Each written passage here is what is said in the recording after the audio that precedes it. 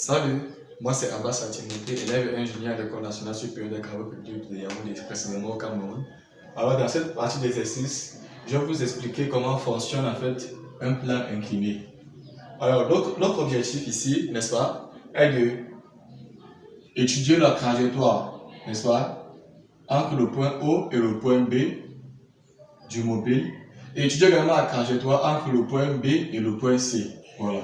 Alors, ce qu'il faut savoir, c'est que ça, c'est un cascadeur qui est dans une voiture et qui roule. Donc, l'objectif est de parvenir jusqu'au point B, dans la façade, la terrasse d'un immeuble, et rouler et s'arrêter au point C.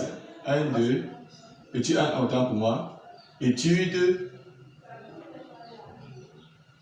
de la trajectoire entre, voilà, entre O et B.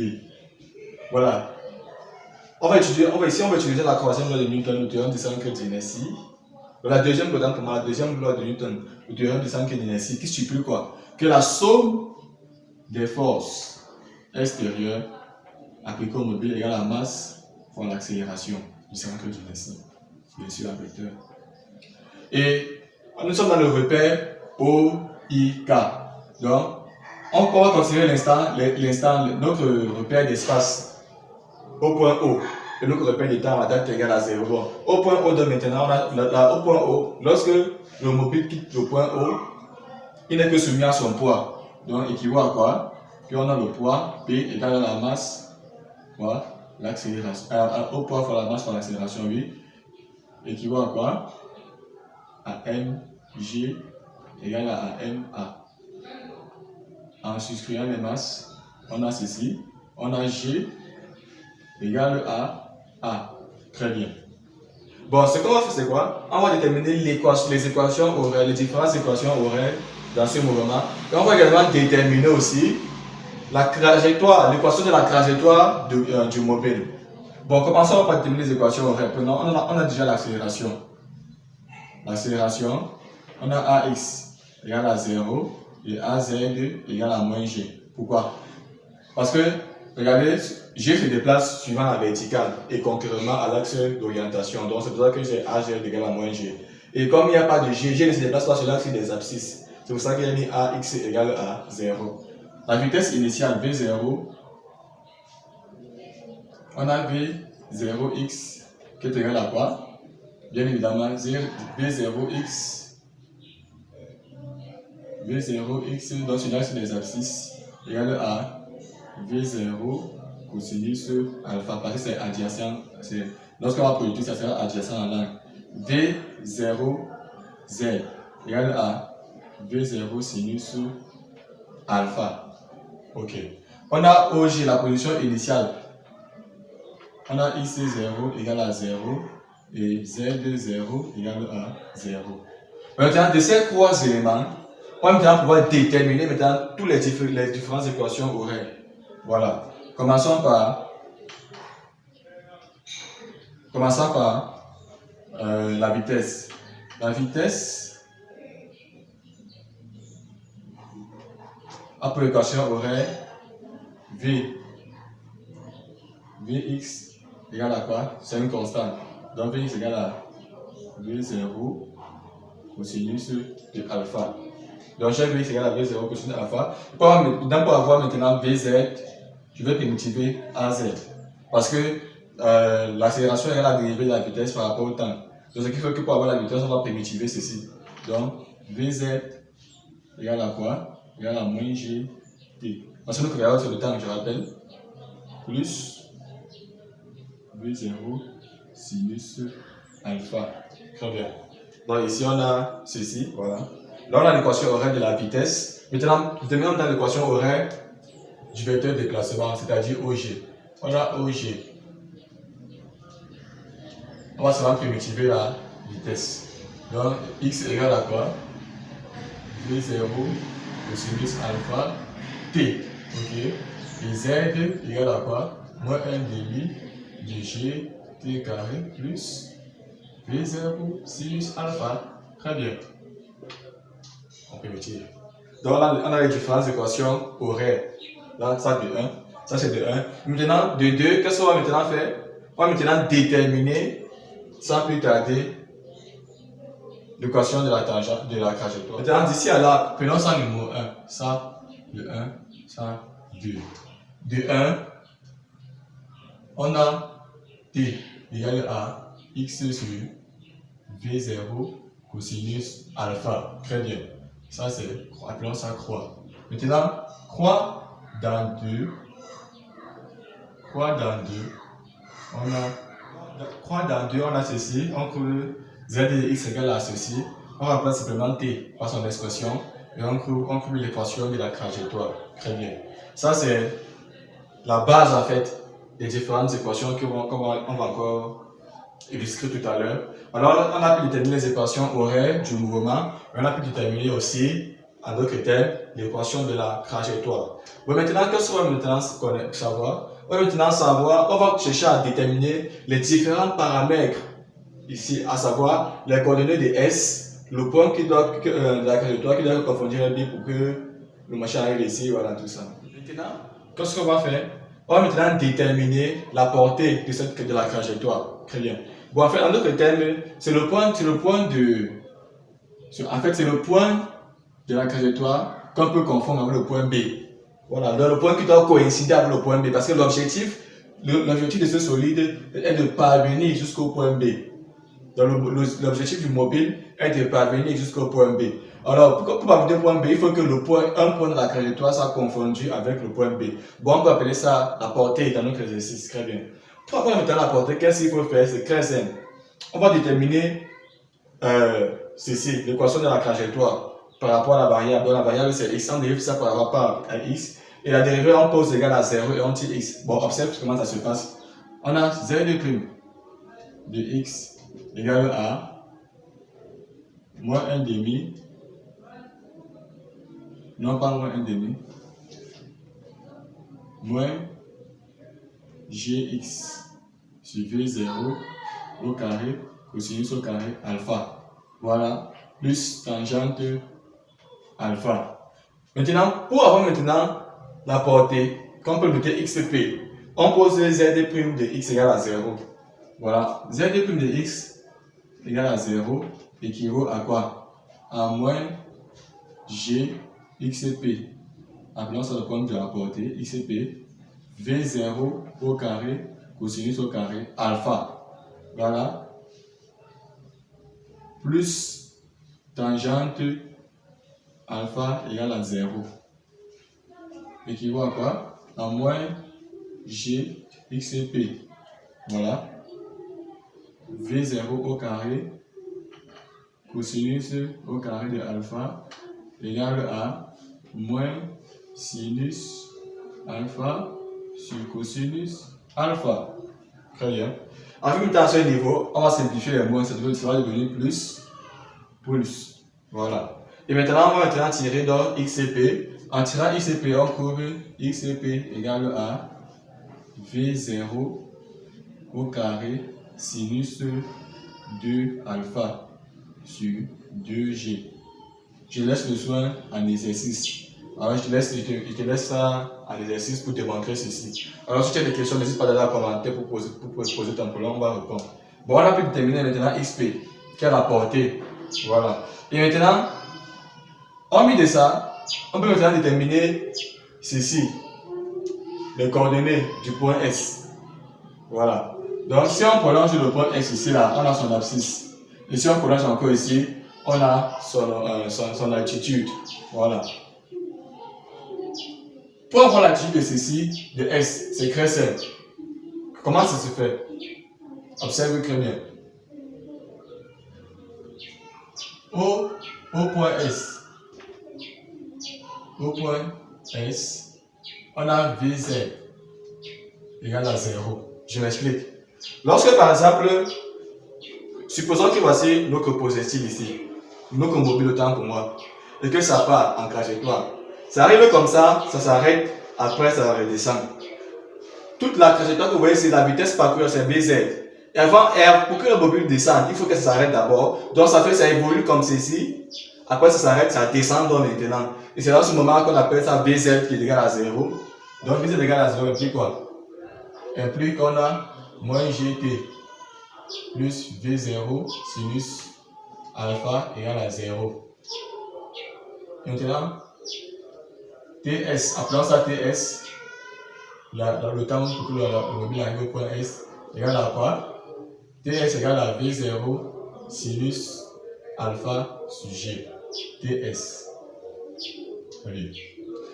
Ça, c'est le temps pour que le mobile arrive au point S.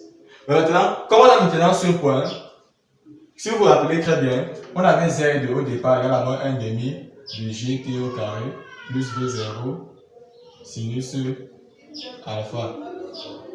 Maintenant, si on remplace ça maintenant, T par son expression, c'est Z qu'on veut au point S. Remplaçons T. Maintenant, on aura Z égale à moins 1 demi de G facteur de V0 sinus alpha sur G, le tout au carré, plus V0 sinus alpha fois V0 sinus alpha sur G. Très bien. Maintenant, de cette expression, on a maintenant Z égale à V0 au carré sinus au carré de alpha sur 2G. Voilà l'altitude. On a déjà l'abscisse et l'altitude, donc S a pour coordonner ceci. Voici les coordonnées de S. V0 au carré sinus 2 alpha sur 2G. Et V0 au carré sinus alpha au carré sur 2G. Voilà les coordonnées du point S. C'est simple, pour avoir les coordonnées du point S, rien de compliqué. Alors si tu observes très bien la méthode que je t'ai présentée tout à l'heure, tu verras que c'est très simple, pas de complications. Là, on a pu déterminer le point, on a pu déterminer ici l'abscisse, voilà. On a pu déterminer l'abscisse. Il ne faut pas confondre la flèche et les coordonnées de S. Parce que la flèche est différente et les coordonnées de S également sont différentes. Donc, on ne peut pas confondre. Donc, on a pu déterminer les coordonnées de S. Maintenant, ce qu'on va faire, c'est quoi? On va maintenant déterminer les conditions qu'il faut remplir. De les conditions que la vitesse et l'angle doivent remplir pour parvenir jusqu'au point B. Parce que l'objectif du mobile est de parvenir jusqu'au point B. Donc, on va maintenant déterminer les conditions nécessaires qu'il faut pour arriver à ce point. Ok. Maintenant, on va maintenant chercher à connaître les conditions nécessaires sur alpha et V0 pour que le mobile, appelons ça le mobile M, pour que le mobile M arrive jusqu'au point B. Donc pour ce faire, il faudrait que le point S soit confondu avec le point B. Pourquoi? Parce que si S par exemple est ici, il est probable que le mobile échoue et que ça tombe peut-être quelque part ici. Par contre, si déjà S, le sommet de la trajectoire, se retrouve au point B, automatiquement c'est que le mobile ne peut pas échouer et pas continuer sa trajectoire. Très bien. Alors maintenant, qu'est-ce qu'on va maintenant faire? On va maintenant déterminer les conditions sur alpha et V0 pour que le sommet S de la trajectoire soit confondu au point B. Voilà. Voici nos ingrédients qu'on a. Voilà. Qu'est-ce qu'on va faire? On va évaluer le rapport 2 sur 1. Soit le rapport 2 sur 1 équivaut à quoi? On a Z2 sur X qui est égal à 1 demi de tangente alpha. Ce qui implique que tangente alpha égale à 2Z sur X. 2Z sur X. Voilà. Bon. Admettons maintenant que notre mobile arrive, que le sommet de notre trajectoire est confondu au point B. Admettons cela. Ceci veut dire en fait donc la distance X sera déjà égale à L. Pourquoi? Parce que le mobile sera arrivé au point B. Donc ça veut dire que la distance X et R sera égale à L. Et la distance Z sera égale à petit d. Parce que la distance ici c'est petit d. d'ici à là, c'est petit d, et d'ici à là, c'est petit l. Donc, si notre mobile est au point B, automatiquement, x égale à L et z égale à D. Donc, on va seulement remplacer z et x par leur expression. Donc, ça veut dire qu'on a tangente alpha égale à 2D sur L. Ce qui implique que alpha égale à arc tangente 2D sur L. Très bien.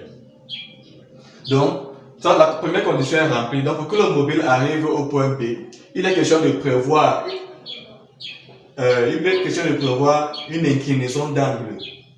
Voilà, une inclinaison d'angle telle que l'angle est égal à arc tangente de 2D sur L. Ça, c'est la physique pure. Voilà. Donc, maintenant, appuyons-nous maintenant sur la vitesse. Quelle est la vitesse qu'il faut pour que S soit confrontée en bien d'autre temps pour que le mobile arrive jusqu'au point B? Alors, si on a déterminé alpha et qu'on a par exemple x, égale à V0 carré sinus 2 alpha sur 2G, alors on a quoi? Puisque c'est V0 qu'on veut. Alors on a V0 égale à 2Gx sur sinus 2 alpha. Bien évidemment, il y a la racine carrée. Mais sauf que si le mobile effectivement arrive au point B, ça veut dire que x est égal à L. Donc, on va remplacer x par sa valeur, par son expression. Donc, équivaut à quoi? À V égale à racine carrée de 2GL sur sinus 2 alpha. Voilà. Voilà les conditions. Voilà l'autre.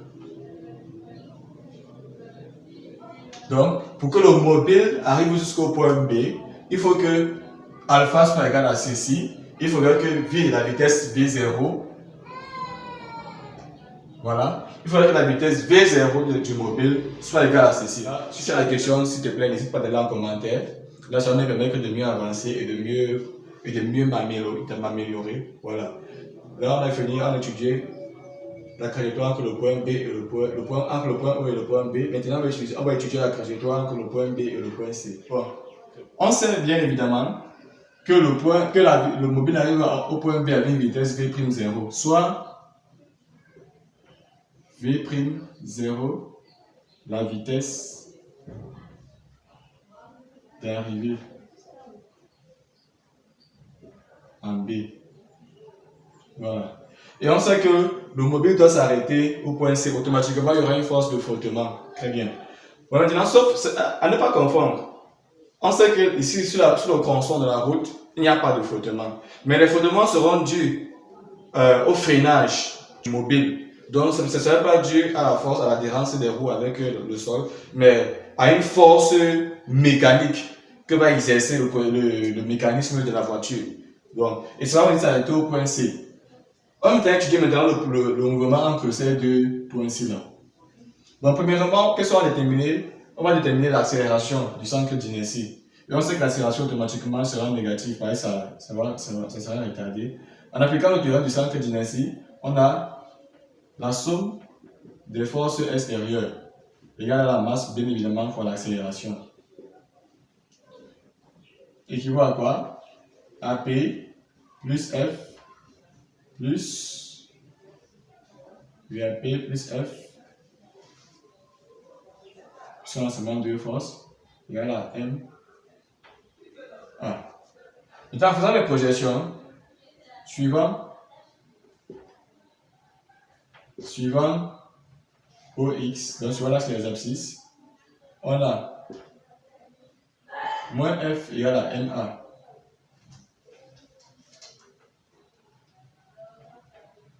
MAX, ce qui implique que AX égale à moins F sur M.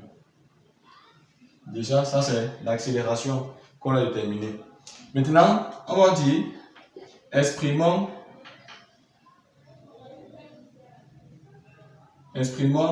Vx et x de t en fonction du temps t. Donc, on va exprimer Vx et x en fonction de t. Pourquoi? Parce que Vx et x, ce sont les équations horaires dans le constant, dans la partie BC, donc entre les points B et C. Comme la calculatrice rectiligne, on a seulement la vitesse horizontale et bien évidemment le déplacement suivant l'axe des abscisses. Donc, on a Vx et x et t, les équations horaires. Et on va exprimer maintenant ces éléments en fonction du temps t. On a déjà l'accélération.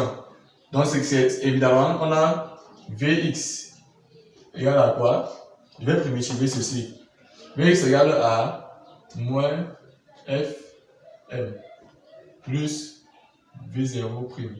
Pourquoi? Parce que le mobile arrive au point B avec une vitesse initiale V'0. Voilà.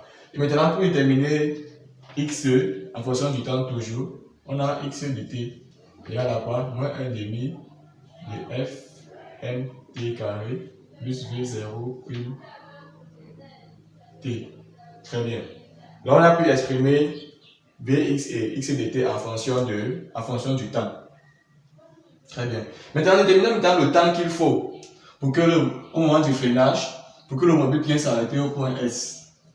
Voilà. Pour que le mobile vienne simplement s'arrêter ici.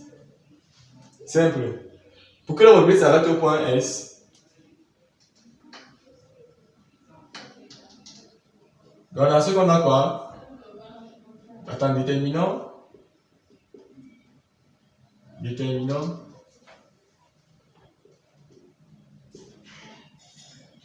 du temps d'arrêt.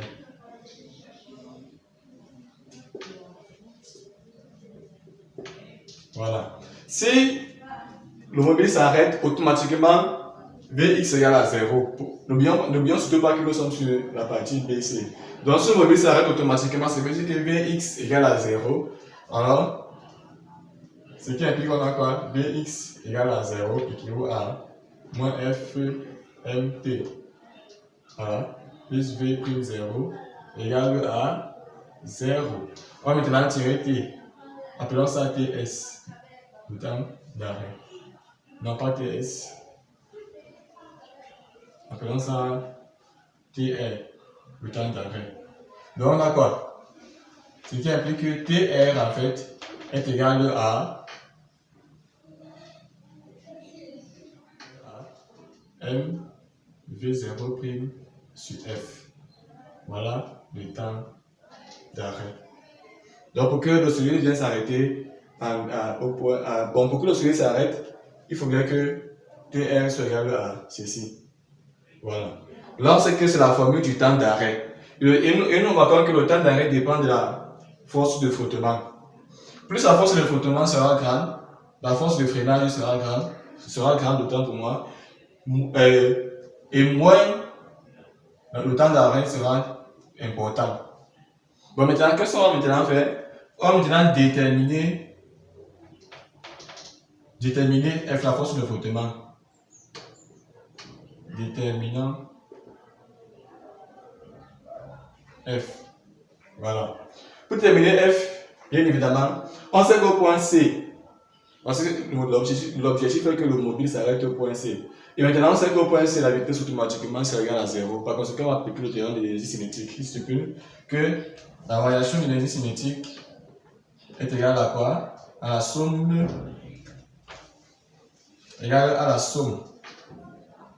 des travaux des forces extérieures appliquées au mobile. Équivaut à quoi?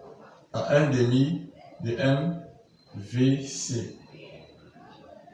1 demi de MVC, oui, au carré, moins 1 demi de MVB au carré, égale au travail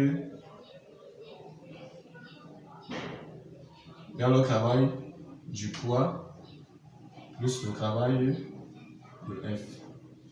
Ce qu'il faut savoir, c'est que ceci déjà est égal à 0. Ceci est égal à 0. Donc là, ça veut que moins 1 demi de MVB au carré est égal à moins F Voilà, distance D'. Bien évidemment, avec D' égale la distance BC. Bon, d'ici là, maintenant, on va tirer F, la force de flottement. Et en tirant F, on a F égale à quoi?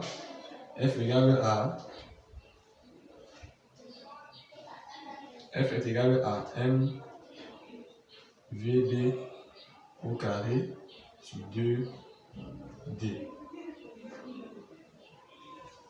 Voilà donc l'autre F ici.